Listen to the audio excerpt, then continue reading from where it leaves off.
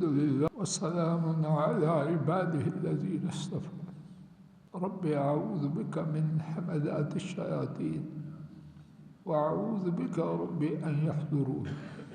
أعوذ بالله السميع العليم من الشيطان الرجيم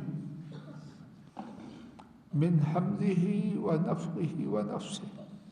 عزیز بیٹے نے اللہ اسے ہر شردہ بلا مصیبت آفت ریاکاری سے مجھے اور آپ سب کو، ہم سب کی اولادوں اور نسلوں کنبوں کو محفوظ رکھے. عزیز بیٹے نے آج جو قرآن کریم کا حصہ تلاوت کیا ہے اسی میں سورہ یوسف علیہ السلام ہے. اللہ اکبر! کیا ہے سورہ یوسف؟ خود اللہ کریم نے سورہ یوسف ہی کی آیت شریفہ 3 میں فرمایا نحن نقص علیک احسن القصص. یقیناً نحن نقص علیک احسن القصص، یقیناً ہم آپ کو سب سے اچھا بیان سناتے ہیں.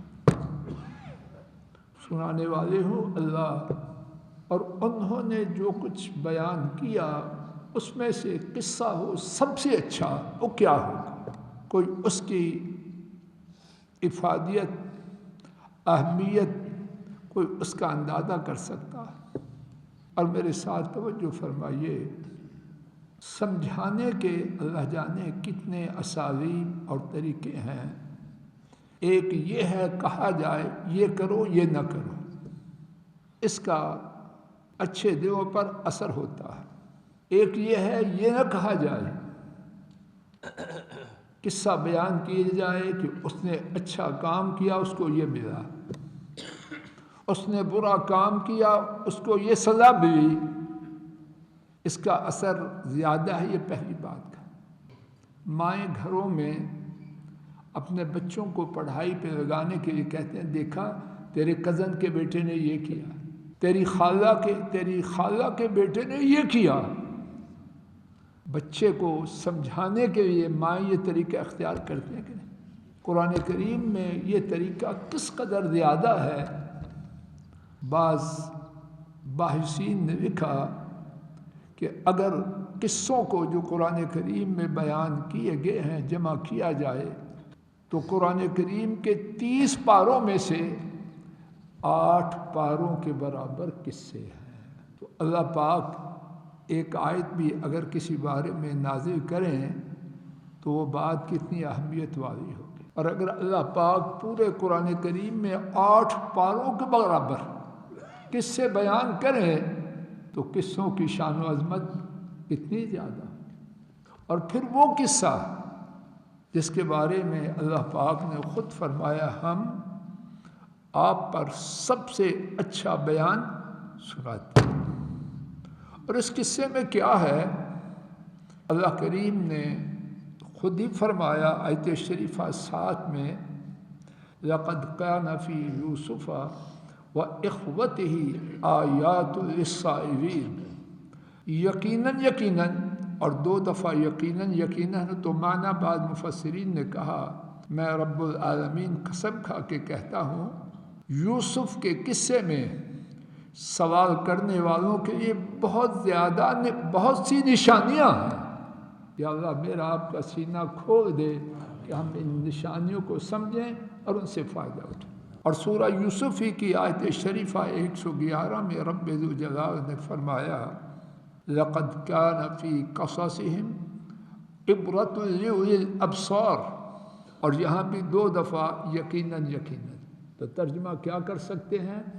میں رب العالمین قسم کھا کے بیان کرتا ہوں ان کے قصے کے بیان کرنے میں عقل مندوں کے لیے، ان کے قصے کے بیان کرنے میں عقل مندوں کے لیے بہت بڑی نصیحت ہے. آگے آ جو کرسیوں سے. یہ قصہ کیا ہے اس کا خلاصہ میرے ساتھ صرف 5 جملوں میں سنیے. اور یہ 5 جملے میرے نہیں کسی اللہ والے نے اس قصے کے حوالے سے 5 جملے لکھے ہیں۔ اس قصے میں انتہائی درجے کا غم ہے۔ ایک بیٹا گیا، دوسرا گیا، آنکھیں نور جا چکا ہے۔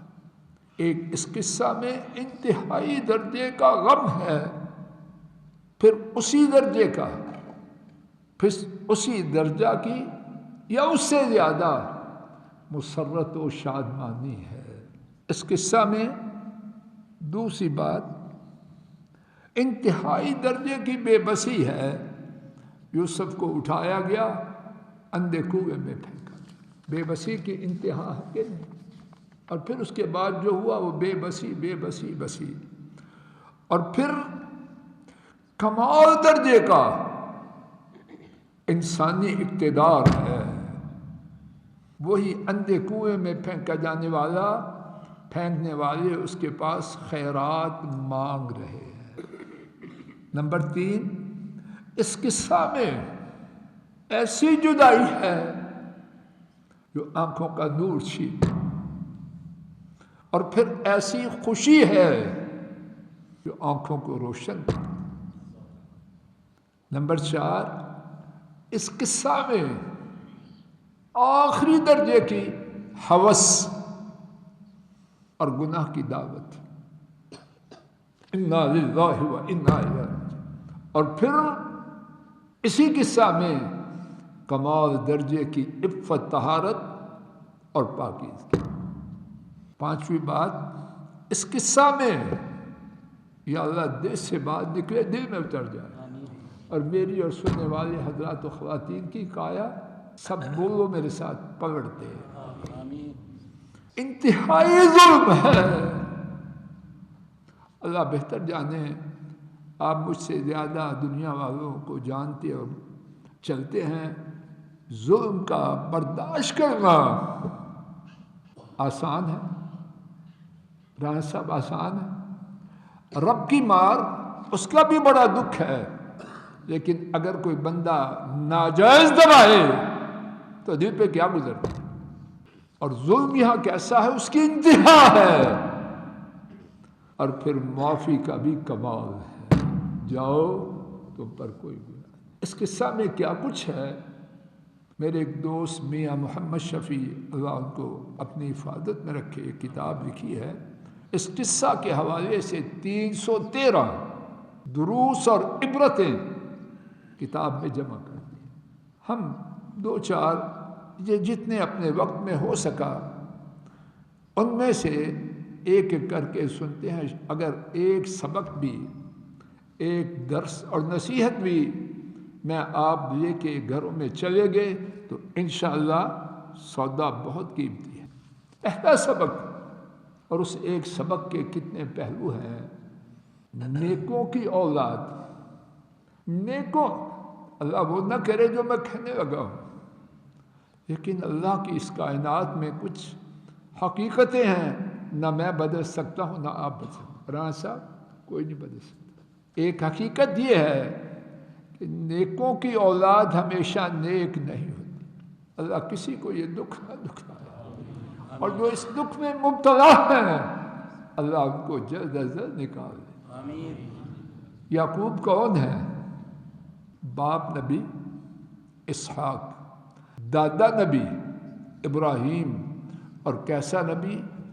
ان کے بعد کائنات میں جتنے نبی آئے سارے کے سارے ان کی نسل سے۔ کیا شان ہے اس باغ مبارکہ کی۔ اللہ نے دین بھی دیا، دنیا بھی دی، لیکن یعقوب کے بیٹوں کی جو کرتوت تھی، اس خاندان سے کوئی نسبت نظر آتی ہے؟ آتی ہے؟ جواب دیتے جائے کہ نہیں آتی ہے۔ کوئی اپنی نیکی سے اس گمنڈ پہ نہ رہے کہ میری نسل ساری کی ساری اچھی ہو، اور اس کے ساتھ کوئی کسی نیک کو ستائے نہیں کہ تو بڑا نیک بنتا ہے، تیری اولاد کیا ہے۔ جس کو تو نیک کہہ رہا ہے وہ یعقوب کے برابر ہے۔ اگر یعقوب اپنے بیٹوں کو کنٹرول نہیں کر سکا کھوکھر صاحب، تو میں آپ یا کوئی اور کر سکتا؟ ڈر جائیں. وہ اللہ جانتا ہے یا وہ دکھی باپ اور ماں جانتی ہے کہ اولاد کے بگاڑ کا کتنا ان کے دل و دماغ پہ اثر ہے. اب جب تو تانا دے گا تو تیرے لیے بد دعا کہاں سے اٹھے گی؟ جو سب بات سمجھ نہیں آ رہی؟ کہاں سے اٹھے گی؟ وہ تو پہلے پسا ہوا ہے. اب تو اگر اس کو تان و تشدید دے کے مزید تنگ کرے گا تو کدھر جائے گا؟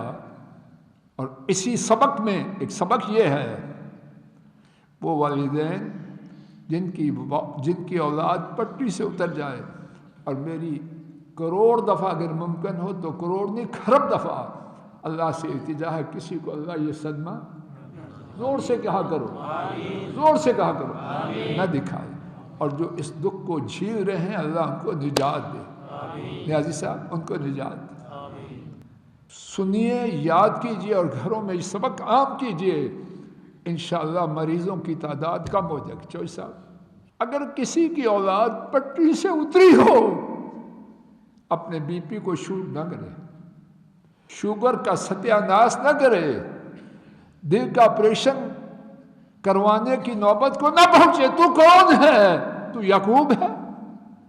اگر اللہ نے یعقوب علیہ السلام کو اس آزمائش میں مبتلا کیا تو ہے، تو انہوں نے بھی صبر کیا، تو بھی صبر. دوسرا سبق، اور ہر سبق مجھے نہیں معلوم آپ کا رد عمل کیا ہے یعنی مغل صاحب، لیکن ہر سبق بہت بڑا. دوسرا سبق، اللہ مجھے بچا لے. ہر بات کی ابتدا فضل الہی سے. اگر میں سدھر گیا اور اسی طرح آپ سدھر گئے، ہر آدمی اپنی اپنی فکر کرے. سب سے زیادہ چوئی صاحب اپنی جان پیاری ہے کسی اور کی؟ خواہ مخواہ ہم جھوٹ بولیں، اپنی اور پھر سب کی، لیکن اپنے برابر نہیں سب کو ہے. بندہ ہے، انسان ہے. دوسری بات، حضرات و خواتین، بار بار تاکید سے عرض کرتا ہوں، اور اس کا سب سے پہلا نشانہ میں ہوں. اپنے آپ کو اپنی گفتگو کا نشانہ بنائے. وہ ایسے، وہ ایسے، وہ ہے. تو کون ہے؟ یہ شیطانی انداز. دوسرا اس قصہ میں سبق، حسد. اللہ بچا، اللہ بچا لے. کون بچا ہے مجھے نہیں پتا، یہ سیانے لوگ بیٹھے ہیں، ان سے پوچھو. حسد، اللہ سب کو بچا. اتنی بڑی لعنت کہ نبی کے بیٹے، نبی کے پوتے، نبی کے پڑ پوتے، اور نسل، اور جن کی نسل ابراہیم سے چل کے محمد کریم صلی اللہ علیہ وسلم تک نبی نبی نبی تھے، وہ نہیں بچے. میں اب ہماری کیا حیثیت ہے؟ ڈر جائیں. ان بیٹوں نے کیا کچھ کیا، اب وقت نہیں کہ اس کی طرف جائیں.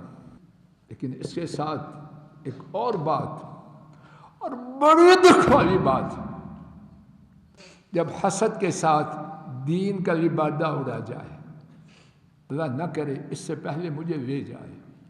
اور اگر خرابی ہے تو خرابی بکنے سے پہلے اللہ سیدھا کر دے. آمین. جب حسد کو دین کی چھتری کے نیچے چڑھایا جائے تو پھر خطرہ اتنا زیادہ ہے کہ توبہ کی امید بھی کم ہو جاتی ہے. میں درس دے رہا ہوں. اگر کسی سے حسد کرتے ہوئے اس حسد کی چھتری میں اس کی پگڑی اچھالو تو نقصان زیادہ ہے، یا ایک بازار میں دین کی چھتری کے بغیر حسد کرے، کس کا زیادہ ہے؟ دین کی چھتری سے زیادہ نقصان ہے یا کم ہے؟ جواب دو. اللہ حسد سے بھی بچائے اور دین کی چھتری کے نیچے حسد کرنے یا حسد کا شکار ہونے سے بھی بچائے. نمبر 3، مصیبت. اللہ پاک نے دنیا میں پھول بھی رکھے ہیں، کانٹے بھی ہیں. اگر کانٹوں سے بچنا ہوتا تو سب سے پہلے انبیاء بچتے. انبیاء بچے. یعقوب علیہ السلام، ان پہ مصیبت آئی کہ نہ آئی؟ چھوٹی آئی، بڑی آئی، اب بہت ہی بڑی. ویس جی، کانٹوں کے بغیر یہ دنیا نہیں. جس نے کانٹوں والی دنیا کے بغیر رہنا ہے وہ پھر دنیا میں نہ ہی آتا تو ٹھیک تھا. یہ توقع میں آپ اپنے ذہن سے نکال دیں.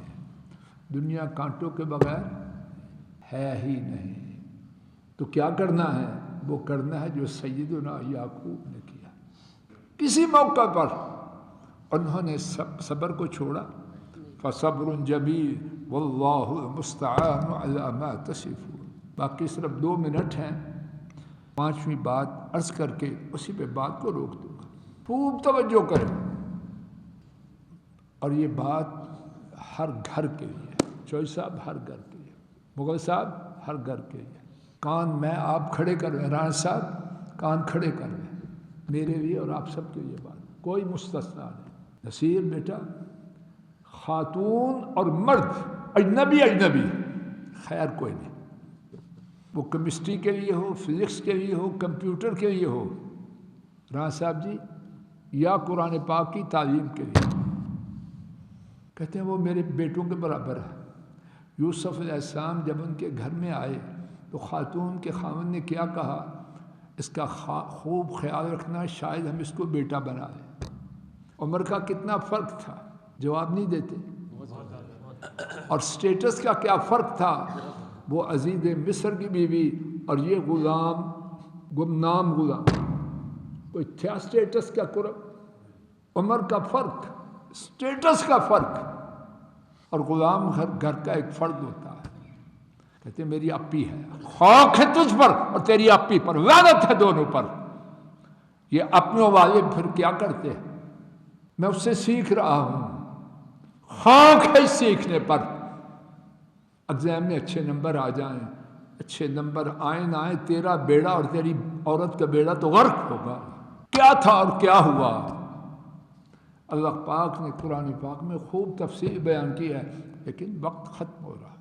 اشاروں میں یہ سبق لے جائیں. جب تک جان میں حمزہ، جب تک جان میں جان ہے، کسی غیر محرم عورت کے ساتھ تنہا نہ. اللہ کے نبی صلی اللہ علیہ وسلم نے بیان کر دیا، ایک مرد ایک عورت، تیسرا شیطان، جبکہ اجنبی ہو. اور کوئی شخص اپنی بساط کے مطابق، بیٹی، بہن، جو کوئی ہے، کسی مقصد کے لیے کسی مرد کے ساتھ تنہا، اس ڈاکٹری پہ خاک، اس انجینئر پہ لعنت جس کی وجہ سے عزت لٹ جائے. عزت کے برابر کوئی ڈگری ہے؟ کیا کر رہے ہیں؟ وقت ہو چکا. یہیں پہ بات کو روکتا ہوں. اللہ تعالیٰ کہنے سننے کی غلطی کو معاف فرمائے. اللہ پاک اس قصہ مبارکہ میں جو سبق ہے، اللہ پاک انہیں سمجھنے، ان سے فائدہ اٹھانے، اپنے کنبوں اور نسلوں میں عام کرنے ان کی توفیق دے. ہمارا جسم، اگر نہ ہو یہ بات، لیکن جو میں محسوس کرتا ہوں، کھوکر صاحب مجھے سمجھا کے دیں، ہمارا جسم ایک جگہ سے زخمی نہیں، سارا جسم زخمی. رفیق صاحب سارا جسم زخمی. کیا کریں؟ اس مہینے میں دعا کریں. اور میرے خیال میں میرے لیے سب سے بڑی دعا یہ، یا اللہ میری اصلاح کر. رانا صاحب، یا اللہ میری اصلاح کر. یا اللہ مجھے ہدایت دے دے. اور ہدایت کے چلنے کی راہ میں جو رکاوٹیں ہیں اندر سے، روپیے بے روپیے، ان کی طرف سے، دشمنوں کی طرف سے، یا اللہ ان رکاوٹوں کو مٹا دے.